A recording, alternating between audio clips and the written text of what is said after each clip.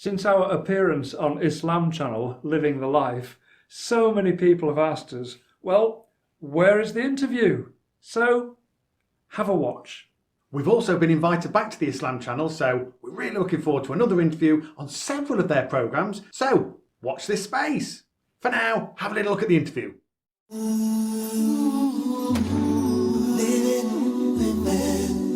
the life. Living the life.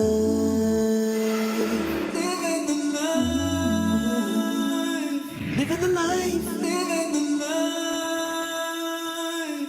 Living the life. Assalamu alaikum and welcome. It is 7 p.m. and you all know, our dear Islam Channel viewers, it's time for another brand new episode of Living the Life with me, Catherine Ergang. Now it's time to meet our guests in the green room. Please welcome the two white Muslims, Yusuf Bashforth and Junaid Rahim. And also, hello there. It's time to introduce our first guests of the evening. Please welcome the two white Muslims, Yusuf Bashforth and Junaid Rahim. Assalamu alaikum. Wa alaikum assalam wa rahmatullahi wa barakatuh. Welcome to our red sofa. Anyway, it's great to have you here. I have to say thank you so much for inviting us here. It's an very absolute welcome. honour and privilege. And So how was your journey? Was it okay? Alhamdulillah.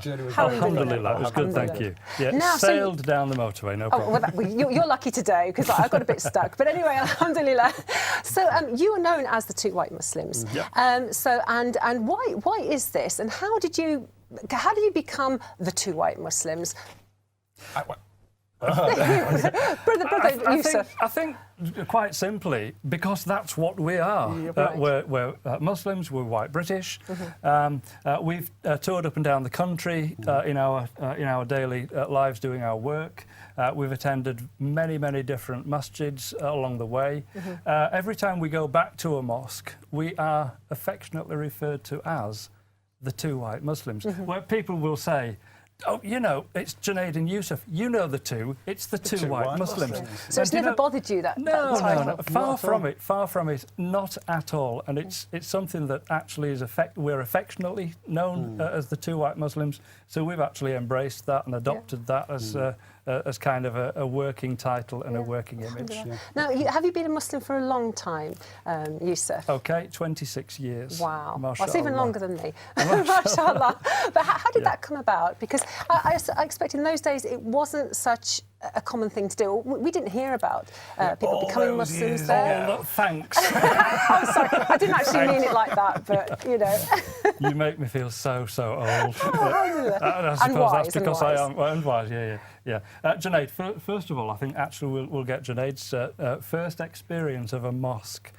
Because I love this story, and it's quite an amusing tale. Yeah, well, let's hear Junaid's story then. I mean, I converted, reverted, however you want to say it, to Islam, what was it, 14, 15 years ago. And I mean, to be perfectly honest, before that, I knew nothing about Islam, nothing whatsoever. My ignorance knew absolutely no bounds.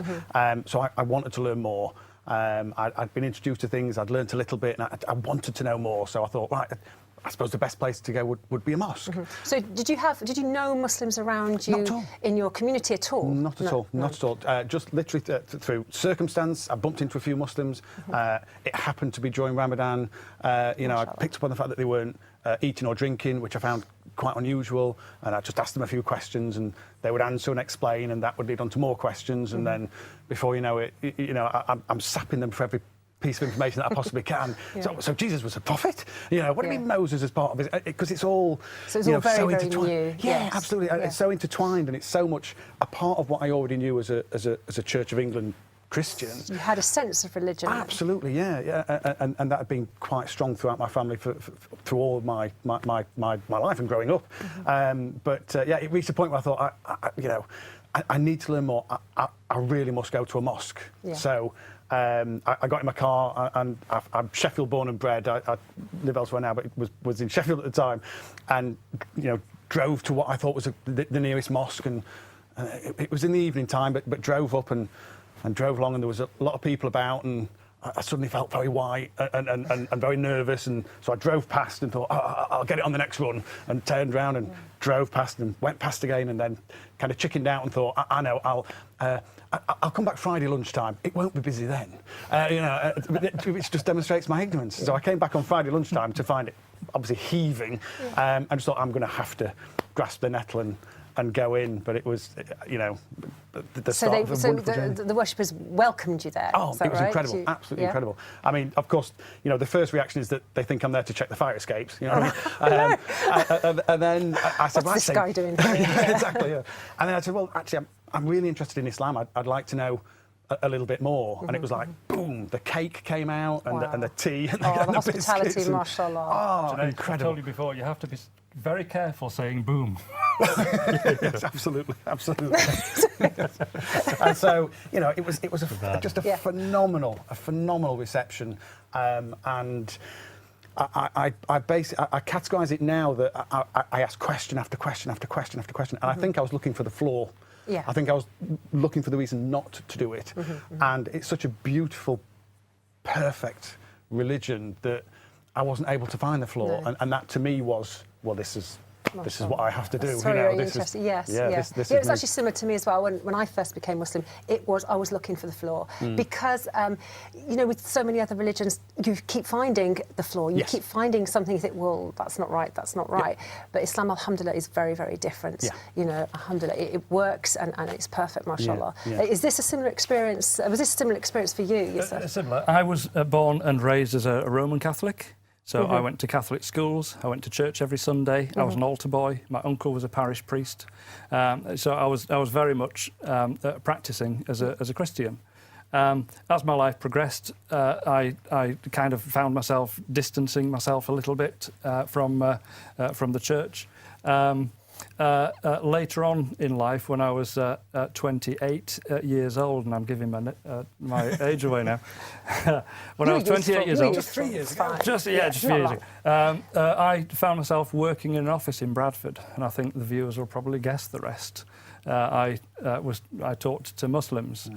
When I first encountered the Quran, this is the experience that sits with me and remains with me, because when I first opened the Quran, I was met with the words Bismillahir Rahmanir Rahim, or in English, of course, in the name of Allah, the compassionate and the merciful. And I thought those words were such a good way to start a book. Yes, it was brilliant. So I ticked that off as being absolutely the right way. It's perfect. I then came across Al-Fatiha. So you start off with Alhamdulillahi Rabbil Alameen, and of course that means praise be to Allah, the Lord of the whole of creation. And I ticked that off as I agree with that. Ar-Rahman Ar-Rahim, I get that. Maliki Yawmiddin, I understand that. I'm perfectly comfortable with all of this. And by the time that I got to the bottom of the first page of the Quran, I was turning to the back of that book to see who'd written this thing. I thought it was genius. Of course, I didn't know at that stage what I know now. And these are the words of Allah. Straight from Allah. It sat very, very comfortably with me. And that was the start of my journey Were you struck into at also Islam.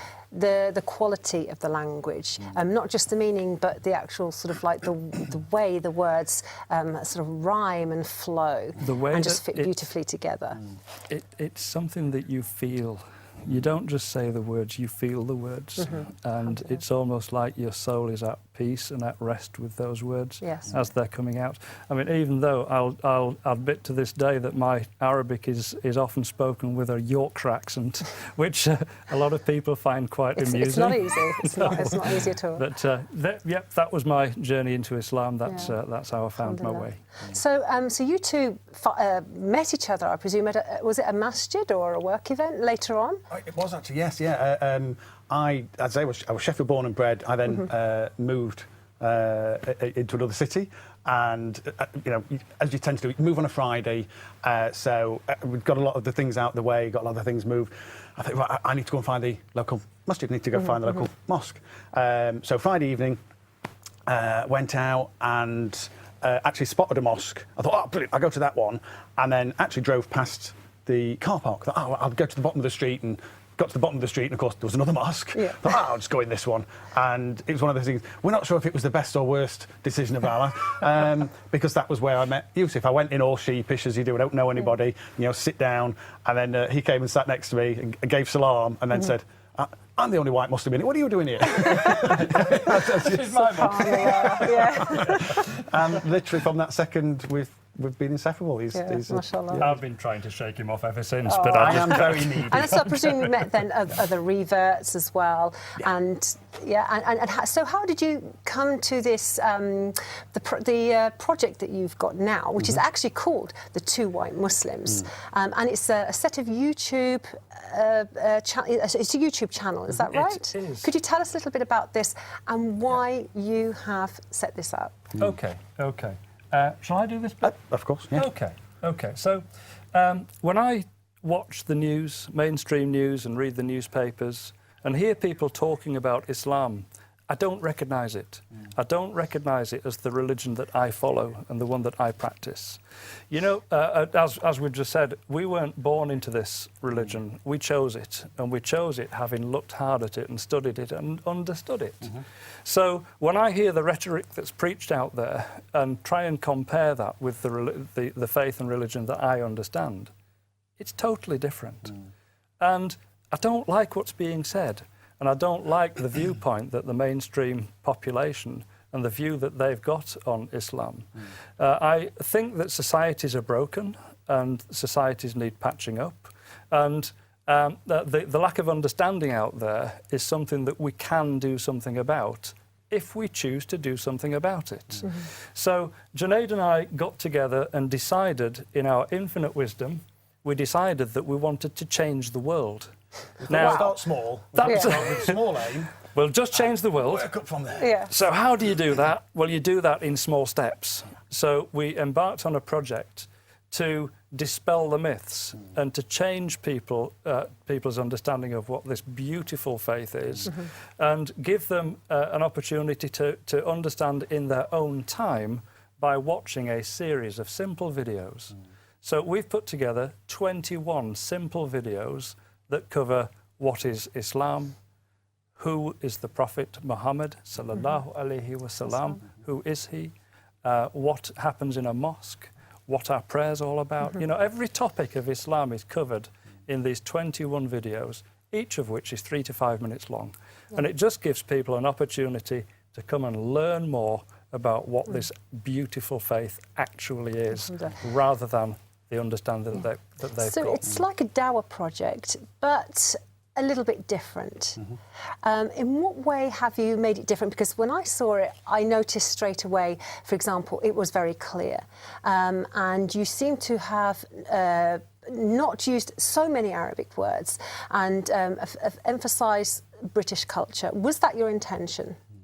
We work very, very closely with a colleague at Corsa Thai who had been running courses for non-Muslims to teach them about Islam for over a decade, and he'd been doing it in the public sector mainly. So if anybody in the National Health Service or the police service, or people teachers, maybe teachers, schools as well, fostering, any of these people who wanted to or needed to learn about Islam, he would run a one-day training course, and we kind of joined forces with him. I mean, he'd been doing it for 10 years, and over that 10 years, I think that there's almost 20,000 people have gone through this training.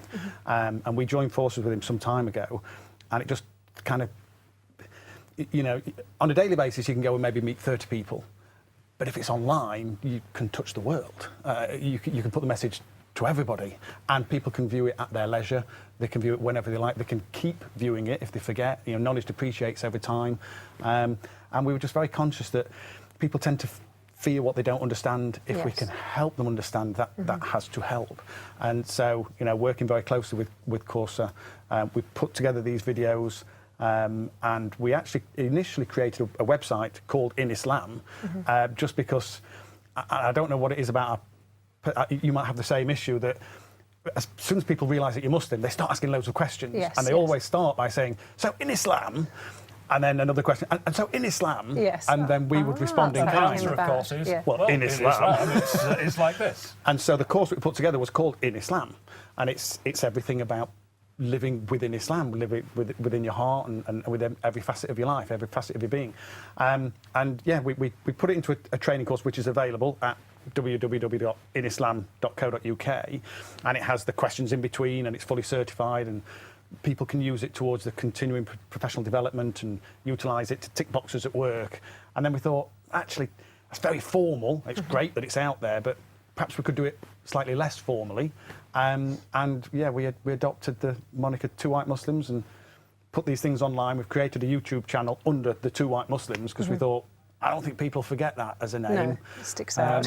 I did intend on first coming here this evening to actually, you know, it's rude to come anywhere and not bring a token of our appreciation and a small gift and present for the person that's invited us here. So we've brought you a T-shirt. Wow.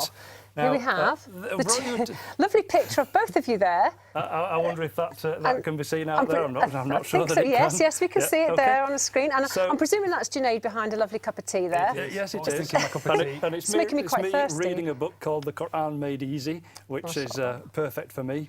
But also, very importantly, at the bottom there, you'll notice watch us on YouTube. So anybody who wants to go onto YouTube and search for the channel Two White Muslims, you'll find us there. You need to go then to the playlist and watch the 21 videos in sequence, and that will teach you everything that you ever wanted to know about Islam and the Muslim culture. But couldn't be bothered to ask. There you go. Brilliant, so perfect. please accept that as a token of our thank you, appreciation. Jazakallah khair. Thank you don't- so much. You don't have to wear it now. I will keep it very safe. I'm sure you will. Alhamdulillah, alhamdulillah. But don't go away anywhere, Oh, no. okay? Because it is time for a break. Back to our lovely guests here on the sofa and our Two White Muslims. Now, Yusuf, the term the Two White Muslims, now people might wonder why there was such an emphasis on the word white and why you're not just the two Muslims. Just really, really briefly, because we're going to run out of time soon. Why white Muslim? OK, it's a label that has been given to us so many times in the past. And we just adopted that label in all innocence and in as much in fun, and used it as our title to our YouTube channel. We wanted something that had set us apart. We wanted something that would stick out, something that looked a little bit lively, and on the button. So we just chose that as our title. Excellent.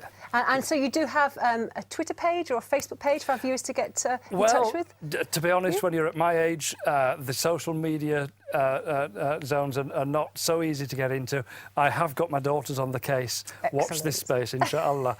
they'll be on it soon. But for now, you have your website, though. Website, which is www.inislam.co.uk, where you can go and completely free of charge do the course in its entirety, which is fully certificated. Or if you just want to watch us on YouTube, if you visit the YouTube channel, which is The Two White Muslims, or just search Two White Muslims, it will take you to our channel. Within that, there is a specific course which you can look through the videos in sequence, or just enjoy the videos that we put up on a weekly basis. As we stated before, it's our duty to give dawah and to introduce people to Islam in a positive way. A lot of people find that difficult to do because they just aren't the type of person that wants to do that. So what we've done here is effectively made it easy for them. All they have to do is point people in the direction of our YouTube page. Excellent. And it's YouTube, Two White Muslims, and it's Perfect. a playlist, job done. Lovely. And Louise, we've heard about your Instagram page, which people can look at and refer to, but obviously not too much social media. Is that right? Because that causes stress. Yes, absolutely. Such a huge stress nowadays. Facebook, Twitter, Instagram, and especially magazine articles, causing loads of stress on the youth, the adolescents, because they've got a certain body image that they feel that they have to be like. But again, it's all edited. Yes. So you're perfect the way you are. Perhaps sort of choose what you do look at. And of course, your Instagram page and your social media page, very worth watching, looking at and learning from. Yes, inshallah. and I'm always happy to take DMs and answer those as well. Excellent, alhamdulillah. Well, thank you so much for coming here today. It's been really, really wonderful. We've learned about stress and the Two White Muslims. So, you know, I've learned a lot today. So, inshallah, but our viewers have as well. But unfortunately, we're out of time. So a massive, massive thank you to you, and also for you watching at home. And of course, you can stay in touch with us on Twitter at Islam Channel, #LivingTheLife. And please don't forget, you can watch our favourite clips again via our website and on YouTube at youtube.com/IslamChannelTV. And of course, Living the Life will be back tomorrow at 7 p.m. But until then, Assalamu alaikum. So we really hope you enjoyed that.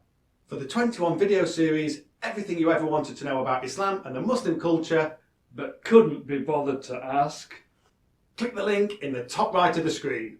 Also, please subscribe by clicking the red button below if you haven't already done so. We want to reach as many people as we possibly can. Thank you once again for your support, and we'll see you in the next video. Assalamu alaikum Wa rahmatullahi wa barakatuh. Bismillah.